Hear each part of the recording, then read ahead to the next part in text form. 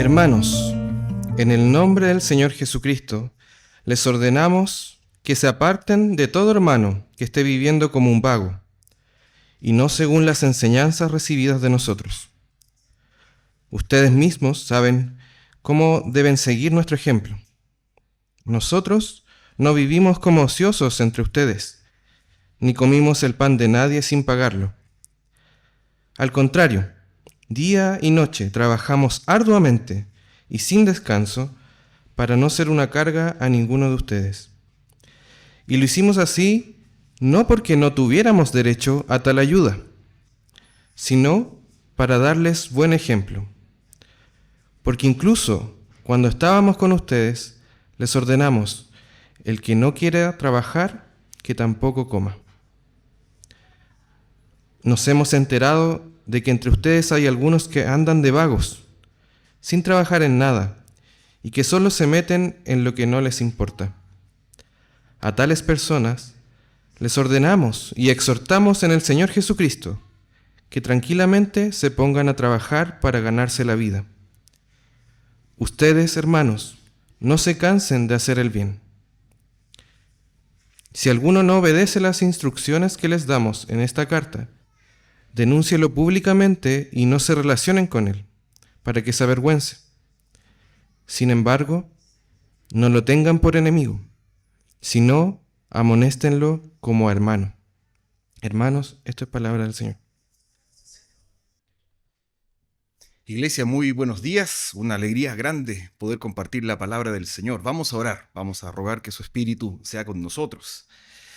Señor y Dios, tantas gracias por el regalo de la vida. Bendito seas tú que en tu amor grande nos levantas hoy, nos concedes el privilegio de volver a vernos, de tenernos unos a otros, de acompañarnos en nuestras luchas, en nuestras debilidades. Gracias, Señor, porque tú eres fiel a tu promesa y lo has asegurado desde siempre, que ahí donde tu pueblo se reúne, te invoca, tu presencia está con los tuyos, con los que te buscan. Nos refugiamos en ti, Señor. Tu poder descienda a nuestras vidas, tu poder transforme nuestra manera de pensar, tu poder nos sostenga en los momentos crudos que nos tocan vivir. Gracias, Señor, porque solo nos toca gozarnos en tu grandeza, en tu amor, y que siempre podemos confiar en ti. Rogamos que tu Espíritu sea el Maestro, que tu Espíritu ilumine nuestra mente y corazón, que tu palabra, Señor, esté calando profundo cuando tu pueblo se reúne e invoca tu nombre. En el nombre de Jesús, amén. Amén, amén, amén.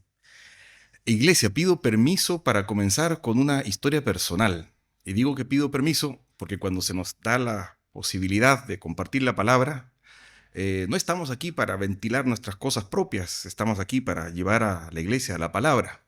Pero a veces lo que nos ha tocado vivir puede ser de experiencia, de ánimo para otros. Esto me sucedió 30 años atrás, el verano de 1996. Fui llamado al servicio militar y fui a presentarme, no recuerdo si en Peñalolén o en La Reina, o regimiento, comando o escuela de telecomunicaciones. Y llegué a presentarme esa mañana.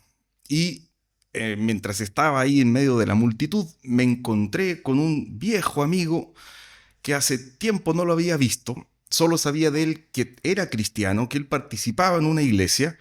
Y bueno, entre los nervios de estar ahí sin saber qué podía ocurrir, fue grato verle y empezar a conversar con él. Encima cometí el desatino de ir con short. Fui el único entre las decenas que habían ahí que fui de pantalón corto. Ya eso me hacía sentir el bicho raro. Entonces ver a alguien conocido fue grato y empezamos a conversar. Y claro, la pregunta caía de cajón, ¿verdad? ¿Vas a hacer el servicio militar? Y ahí yo le dije, mira, no me había ido bien en ese entonces prueba de aptitud académica. Entonces, pero pese a todo, no descartaba el sueño de ingresar a la universidad. Le dije, mira, la verdad yo quisiera estudiar. ¿Estudiar qué cosa? No estaba muy convencido, pero lo dije con algo de timidez. Mira, quizás estudiar derecho. ¿Cuántos años dura esa carrera?, me preguntó. 5. Y entonces, más o menos en este tono, dijo lo siguiente. Acuérdate de mí. No vas a alcanzar a ejercer. Cristo viene. Iglesia, cito esto porque fue un hecho real. Y a partir de ahora hago una especulación. Si yo me hubiese quedado con esa advertencia, encima en ese tono, acuérdate de mí, 5 años, no vas a alcanzar a ejercer, Cristo viene. Bueno, no habría vuelto a dar, por lo mal que me fue la primera vez, no habría vuelto a dar la prueba de aptitud académica, no habría ingresado a la carrera, no habría conocido a nadie, no nos habríamos casado, no existirían ni Bárbara ni Irina, no habría llegado a Isa, no nos habríamos siquiera conocido. Y este sermón, ni en los sueños de Dios, ¿verdad? 30 años atrás.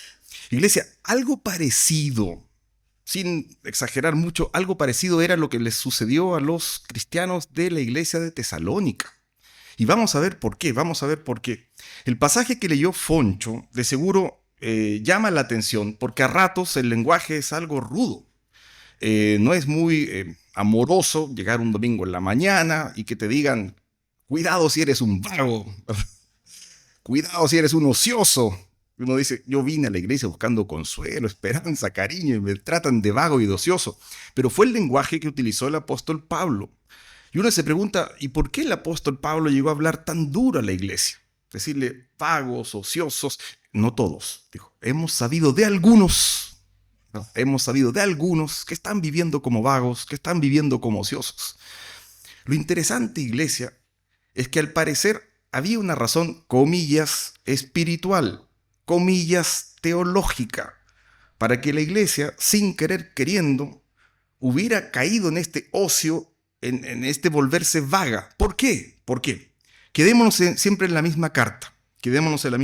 Mira, retrocede por favor al capítulo 2. Estamos leyendo, ¿verdad? La segunda carta del apóstol Pablo a los tesalonicenses. Retrocedamos por favor al capítulo 2 y leamos los primeros versos de ese capítulo 2. Atención. Dice, ahora bien, hermanos, en cuanto a la venida de nuestro Señor Jesucristo y a nuestra reunión con Él, les pedimos que no pierdan la cabeza ni se alarmen por ciertas profecías, ni por mensajes orales o escritos supuestamente nuestros, que digan, ya llegó el día del Señor. No se dejen engañar de ninguna manera. Dejamos ahí. Iglesia, ¿qué estaba pasando? Si te das el tiempo de revisar las dos cartas juntas, la primera carta del apóstol Pablo a los tesalonicenses y luego una que fue escrita muy poco tiempo después, la segunda carta del apóstol Pablo a los tesalonicenses, sin duda, uno de los temas centrales del apóstol Pablo a través de esta carta para la iglesia es Jesús regresa. Jesús regresa. Y es una verdad. Y el apóstol Pablo no quiere que la iglesia ignore esa realidad. La iglesia, esa es la preocupación del apóstol Pablo en su mente y corazón, no puede creer que todo se juega aquí y ahora, sino que hay toda una dimensión que Dios está preparando más allá de este mundo material. Entonces, quien lee primera de Tesalonicenses, segunda de Tesalonicenses, por supuesto, es obvio y evidente. El apóstol Pablo le está advirtiendo a la iglesia, Cristo viene, Jesús regresa. Una frase que dice mucho y se toma de la primera carta, como ladrón en la noche. Como ladrón en la noche. Jesús va a regresar como ladrón en la noche. De la primera carta también se toma esta verdad en la que se pone la esperanza, seremos arrebatados y vamos a encontrarnos con Él en los aires y estaremos con Él para siempre. La esperanza de esa iglesia que es arrebatada por un Señor que vuelve a buscar a su pueblo. Entonces, claro, no se puede leer primera y segunda de Tesalonicenses si uno no entiende que una de las cosas que le importan al apóstol Pablo es preparar a la iglesia, enseñar a la iglesia para esta gran verdad. Iglesia, prepárate, tu Señor viene, vuelve en gloria, en majestad, vuelve como juez de la humanidad. Eso es verdad. Pero de esa verdad a infundir pánico y de esa verdad a infundir parálisis, hay una enorme diferencia. Y eso es lo que el apóstol Pablo quiere corregir. No puede permitir que una enseñanza que está ahí para dar esperanza al pueblo, ánimo al pueblo, degenere en una cosa tan desastrosa como pánico. Casi como no hay ninguna diferencia entre leer primera y segunda de Tesalonicenses y juntarnos a ver una película de terror. esa actitud morbosa de ver el terror. Vamos a leer Tesalonicenses a ver cuánto nos espanta. No, no puede ser. La palabra del Señor, sobre todo el tono del apóstol en 1 y 2 de Tesalonicenses, es un tono de ánimo. Y encima se la escribe a una iglesia perseguida. Entonces el apóstol es cuidadoso de infundir aliento, de infundir ánimo, sobre todo en tiempos de persecución. Repito entonces, no puede ser posible que una verdad que está ahí para dar esperanza a la iglesia, ánimo, aliento, degenere en pánico. Y mucho menos, que es lo que vamos a ver ahora, que esa misma verdad devenga en esta cosa tan horrorosa de que entonces, si todo termina mañana, ¿para qué trabajar? ¿Para qué estudiar? ¿Para qué ir a la universidad? ¿Para qué abrir un libro? ¿Para qué pensar? Si todo termina mañana. Renunciamos a la vida, renunciamos al trabajo, renunciamos a pensar. Todo termina mañana. Y esa es la preocupación del apóstol Pablo. Entonces, ahora sí, con este contexto, volvemos al pasaje que leyó Foncho. Y estamos en capítulo 3, ¿verdad? Verso 6. Hermanos, en el nombre del Señor Jesucristo les ordenamos que se aparten de todo hermano que esté viviendo como un vago.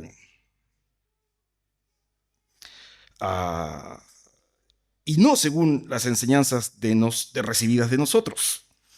Aquí viene la primera advertencia del apóstol Pablo. ¿Cómo es que alguien llegó a ser vago? O como dirá el apóstol Pablo versos más adelante, expertos en nada. O otras versiones traducen expertos en cosas inútiles. O, como se dice también un poco más adelante, experto en entrometerte en cosas ajenas. Bueno, parece ser que tiene que ver con esto. La peor manera de comprender una verdad, porque mi Señor regresa, en vez de infundirme eso, a lo que la carta en su contexto general está diciendo, que el Señor se glorifique en ti, que el Señor trabaje en tu santificación, en vez de que esas sean las luces que saltaban de la carta, la santificación que el Espíritu Santo hará en tu vida, tú le darás gloria a tu Señor y Él te va a infundir de su gloria. Bueno, eso no se estaba leyendo y estábamos leyendo a hermanos vagos. Hermanos vagos. O sea, aquí parece que la palabra se estaba leyendo de la peor manera, pánico y parálisis. Sigo leyendo, verso 7. Ustedes mismos saben cómo deben seguir nuestro ejemplo. Nosotros no vivimos como ociosos entre ustedes, ni comimos el pan de nadie sin pagarlo. ¿Cuál habrá sido el tono de voz del apóstol? ¿Cómo se lee esta carta en público? Recuerden que en ese momento las cartas no circulaban de celular a celular. Parece ser que leerlas en voz alta, hacer asamblea y que pusieran a alguien ahí que a voz fuerte, con su mejor tono, leyera. ¿Cómo se lee un pasaje así? Me imagino, voy a otra vez especular. Quizás el pasaje se lee algo así como: ustedes mismos saben cómo deben seguir nuestro ejemplo. Nosotros no vivimos como ociosos entre ustedes, ni comimos el pan de nadie sin pagarlo. Quizás esos tonos de voz que están ahí como para decir, ¿verdad? Despierta, hay algo que corregir, cambia tu actitud, tienes un buen modelo donde mirar. La opción, porque Cristo viene, no es volverte un temeroso y un paralizado y un vago y ocioso. Tienes el ejemplo de los mismos apóstoles, que no es, por favor, no es un llamado a la falsa modestia, es compartir la realidad. Y los propios apóstoles están diciendo, nosotros no vivíamos de lo que quisieran darnos casi por caridad. Nosotros trabajamos. El apóstol Pablo no tiene ninguna vergüenza de decir que él tuvo que trabajar para procurar sus necesidades materiales. Esta frase es muy clara. La repito, ni comimos el pan de nadie sin pagarlo. Esa frase, hermanos, como dice don Andrés Bello, cuando el sentido es claro, no se desatenderá su tenor literal.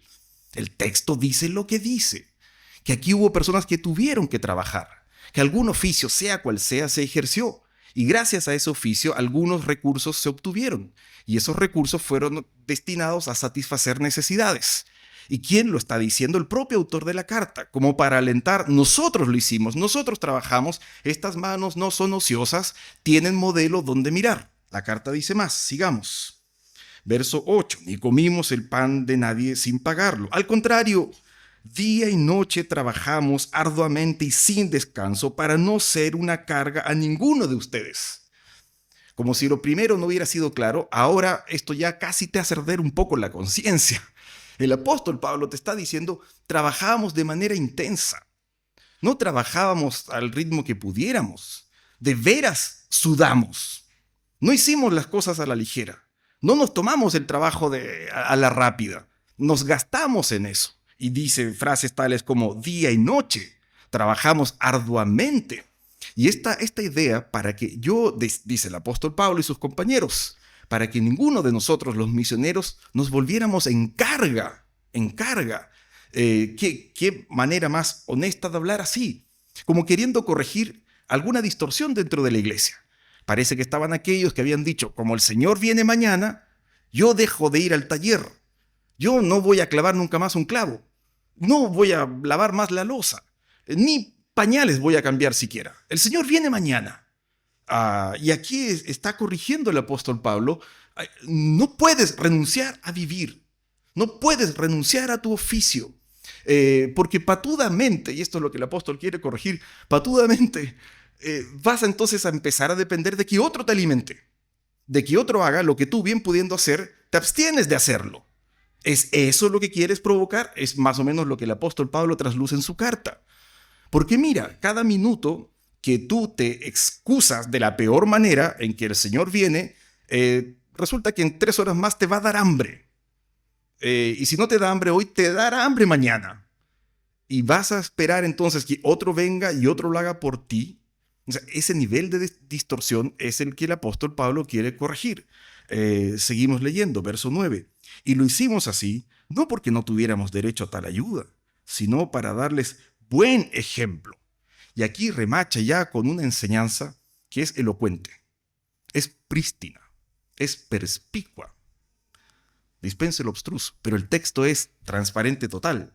Por favor, atención, dice, verso 10, porque incluso cuando estábamos con ustedes, les ordenamos, el que no quiera trabajar, que tampoco coma. Hermanos, estos versos son de esas frases cortas que se graban en la memoria y dicen mucho. Pero a ver, volvamos. Lo que está corrigiendo acá el apóstol Pablo es cómo pasamos de una gran verdad siempre necesaria. La iglesia no se puede volver mundana. La iglesia no puede creer que todo consiste aquí y ahora y nos jugamos todo acá. Por supuesto que esperamos y necesitamos, y nuestra esperanza está en que nuestro Señor Jesús regresa. Esa es una gran verdad. Pero no podemos renunciar a vivir. Lo que el apóstol Pablo en un pasaje como este nos está queriendo decir es, más o menos va por acá, es, no te desalientes, no dejes de hacer lo tuyo, no es inútil. Si te das el trabajo de leer la carta completa, quiero repetir 2 palabras que dije un rato atrás. Es increíble cómo en estas cartas, además de la venida del Señor, se está enseñando también que Dios quiere santificar tu vida y quiere que tú des gloria al Señor Jesucristo. ¿Cómo se santifica una vida? ¿Y cómo es que se da gloria al Señor Jesucristo? Se santifica una vida y se da gloria al Señor Jesucristo, no siendo un vago, no en la ociosidad, sino que es en la acción, en la vida misma. Y se lo está diciendo, esto es tremendo, iglesia, a una iglesia perseguida. Si tú lees las 2 cartas vas a entender que se le está diciendo a una iglesia perseguida. Entonces, es muy desafiante.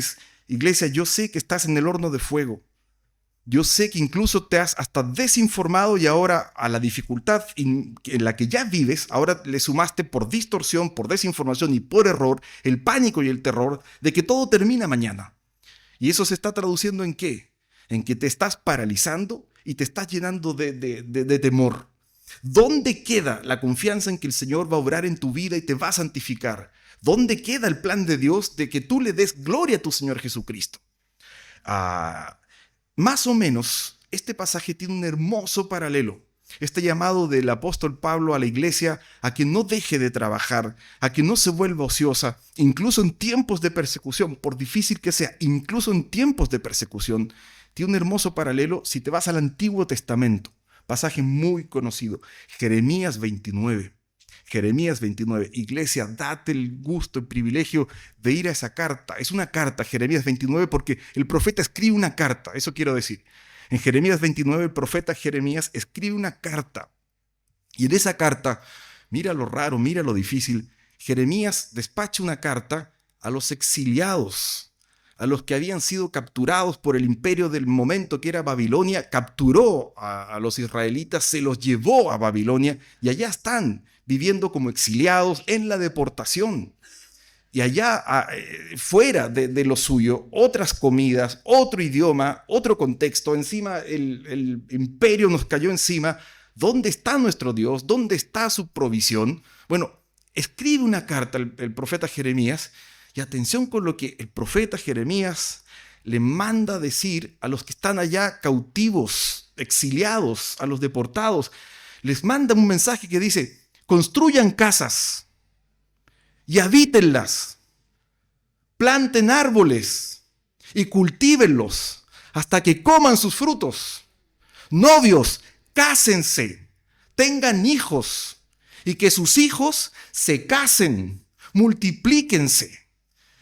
Y llega a decir cosas aún mayores. Y prepárense, 70 años va a durar este cautiverio. El Señor les volverá a visitar en 70 años. Y de Jeremías 29 sale ese pasaje que muchas veces hemos citado cuando la profeta le dice al pueblo cautivo: porque yo para ti tengo planes de bien y no de mal.